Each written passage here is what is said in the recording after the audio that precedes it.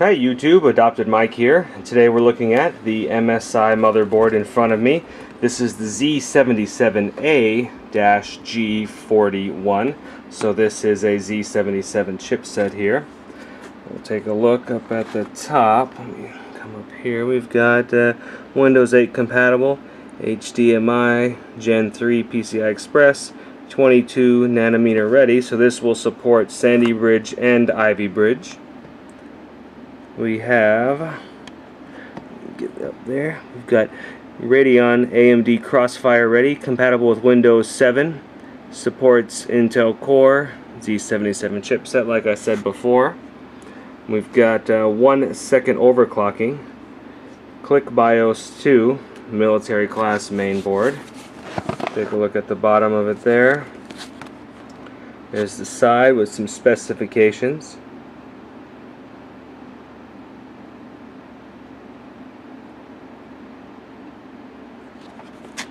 Got the top of the box, which has got some more specification.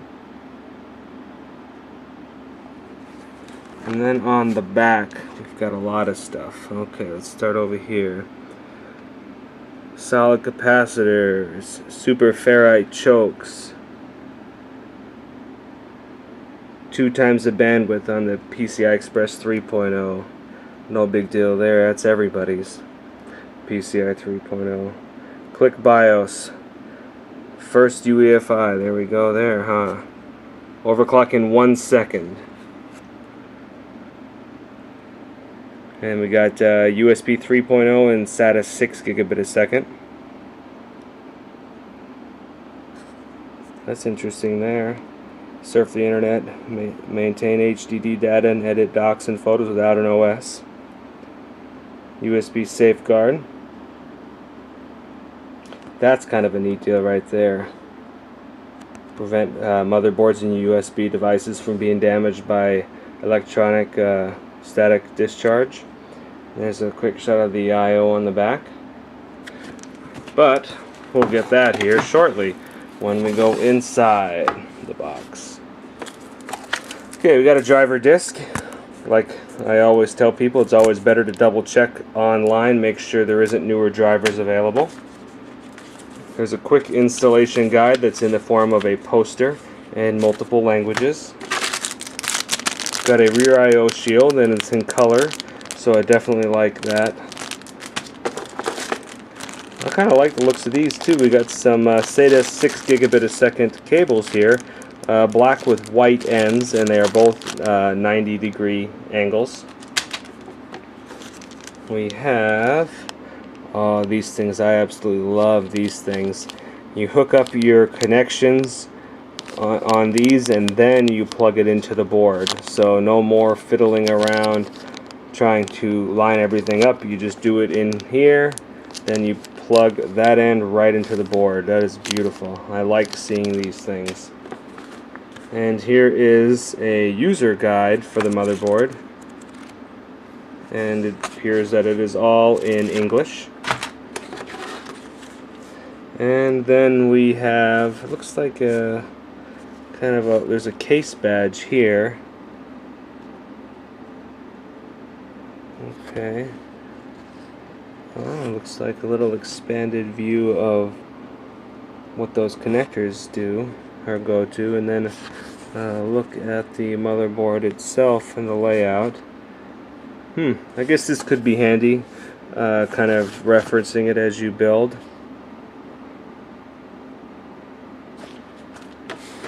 Alright, then we have a piece of cardboard, and then we have the motherboard.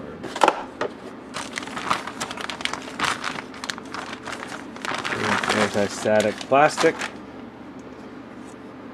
Okay, so here is a good look at the motherboard, and let me zoom in a little bit and we'll go through some of the features as well. Alright, so we'll start off down here. We've got a 24-pin power connector, and then we have an 8-pin for the CPU up top here, and that'll provide extra power for the processor here. These 4 DIMM slots will run up to 8 gigabytes each, so you could get 32 gigs on this board if you so choose. We've got a USB 3.0 header there, and we're getting a system fan header there. That's a 4-pin. We also have a CPU fan header there. That is a 4-pin. We have a 3-pin fan here for a system fan, and then we also should have, oh, there we go, another one up top here. That's a 3-pin header fan for the system. Okay, then we'll turn the board sideways. We've got 2 PCI Express by 1 and 2 PCI Legacy PCI slots. Then we have the 3.0 PCI Express by 16, and we have a 2.0 here. So that's only one 3.0. This is a 2.0, and this is a 16 3.0, and this one is a 4. So this one is only wired to do by 4 on it, which is kind of unfortunate. Yeah, you can see there it's only got the connections up to there, so the rest of it is not going to be used for any more bandwidth, unfortunately. We've got the Z77 chipset here, which is providing 2 SATA 6 gigabit a second and 4 3 gigabit a second underneath this sticker here, just reminding us to put the SSDs there for the better performance. So that kind of rounds out the board a little bit. Definitely, yeah, the Crossfire X there. Doesn't appear that this board supports SLI. I'm going to check on that before I go just to make sure. Let's move down here. We've got USBs here, and then we have the front panel connections here that we use in conjunction with these guys. Okay, then we got a COM and the JD LED 3, which I'm not sure what that is. It's probably in the manual. We got LPT, so there's a printer port there, and then front panel audio. So that'll round out the headers on the bottom there. And that pretty much gives a good look at the board again. Let's flip around to the rear I/O. Okay, we've got the PS2 style inputs here. It's always nice to have at least one, in my opinion, but we got 2 of them. Then we've got USB 2.0 for 2. Then we have USB 3.0 for 2. So that'll be 4 total. If you use the front panel header, you can get 4. HDMI out, VGA out, which is interesting. There's not a DVI, but you know, whatever. Then we got 2 more USB 2.0, gigabit Ethernet, and then just the cheap onboard audio there with 3 out. Let me check something real quick. I want to double check that I'm not lying when I say that this board does not do SLI. Hold on one second. Okay, so I was thinking correctly. Going through the user guide, it doesn't list, well, it under multi-GPU technology and installing 2 graphics card in the user guide, it is only showing Crossfire. So there doesn't appear that there's any SLI technology available for this board, unfortunately. You know, I kind of like the boards that do them both. That way, you know, I've even had situations where I've gone AMD for a while, then switched to NVIDIA and kept the same board. But this one, yeah, just make sure you're only going to use, well, if you're going to use 2 cards, only use AMD cards. But yeah, so anyway, you're going to run into a bottlenecking thing depending anyway too. You know, you got a 3.0 at 16, and then you got a 2.0 at 4.